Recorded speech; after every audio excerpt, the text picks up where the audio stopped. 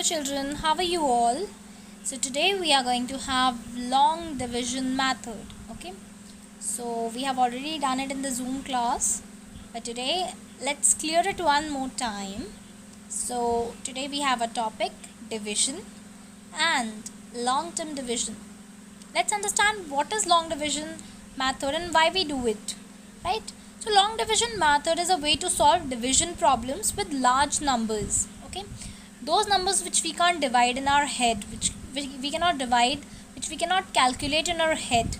So for that, long division method is introduced. Okay, so let's see what is there. So here is the form of long division method. Let's understand the component.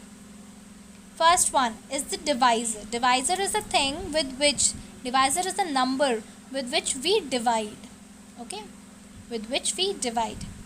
Dividend is the number which is dividing, which the divisor is dividing is your dividend, and the answer coming up is your quotient. Okay, so here is the format of writing. So dividend divided by divisor, bigger number divided by the divisor, which is the smaller number, is equals to quotient. Quotient is your answer which is coming out after dividing, and we write it like this as shown to you here. Okay, so now here is a trick of doing division.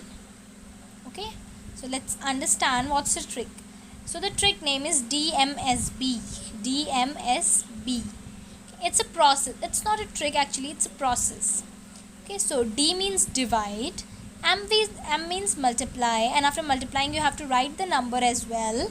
S means subtract, and B means bring down. Okay, so let's practice this trick here in the notebook. So children, our first question is 68 divided by 2. So here this one is your dividend and this one is your divisor. The answer which will be here is your quotient, and remainder means the remaining part. So let's learn how to write it.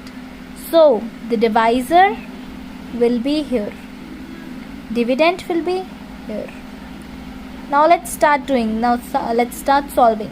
So first of all, the thing is we'll check the very first number, that is it greater than or smaller than this divisor.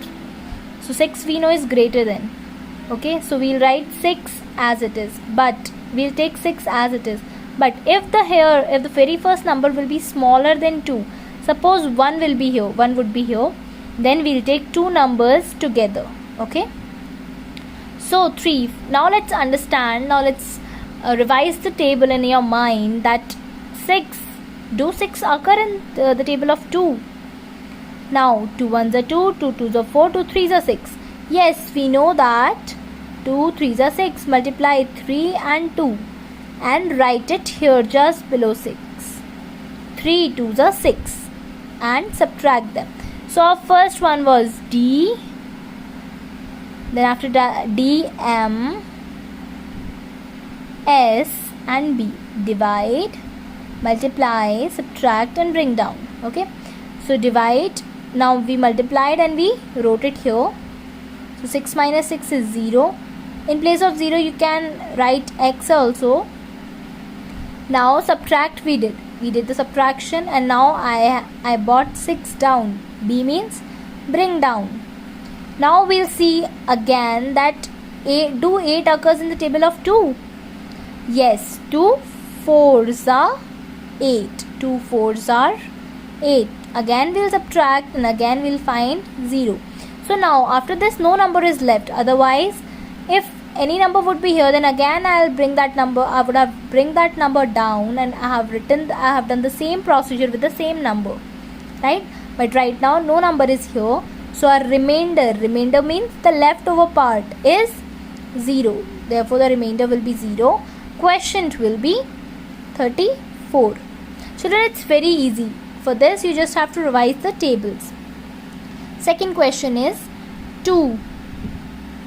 108 divided by 2. So 2 is your divisor, 108 is your dividend, and quotient we'll find out. Okay, so now as you can see, now 1 is smaller than 2, right?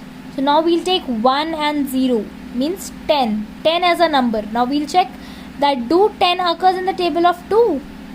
Yes, it does. 2 5s are 10. We multiplied it, I wrote it here and I subtracted. It will be 0. Now 10 is over. Up to here it's over. 1 is left, that is 8. I bring it down. Now we'll check that do 8 occurs in the table of 2? Yes, it does. It does. In 2 4s are 8. Then I subtracted it and I got 0.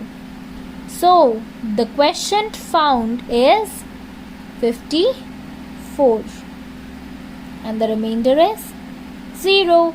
So children, our last question is 610 divided by 5. So I have already written the question here. So now 6 is greater than 5. Okay, so we'll take 6 as 6 only. But we know that 6 doesn't come in the table of 5. It does not come in the table of 5. Now we will look for the nearest number which is either smaller than 6. So 5 ones are 5 and 5 twos are 10. So 10 will be a bigger one. So we'll take 5. So I'll write 1 here and I'll write 5 here. Okay. Again I'll subtract. It will be 1 remainder. 6 minus 5 is 1. Now 1 is smaller than 5. So I have to take one number with it. It will be 1. Right. Now again 11 doesn't come in the table of 5. So again I'll write 5 3s are 15. So now 15 will be a bigger number for 11, right? So we'll take 10. So 2s are 10. Subtract. It will be 1 again, right? Again 1 will be smaller than 5. Therefore I'll take 0 with it. Okay. So now I think 10. 10 comes in the table of 5, right? So 5 2s are 10. So we'll subtract it and we'll get the answer as remainder as 0 and the quotient as 122.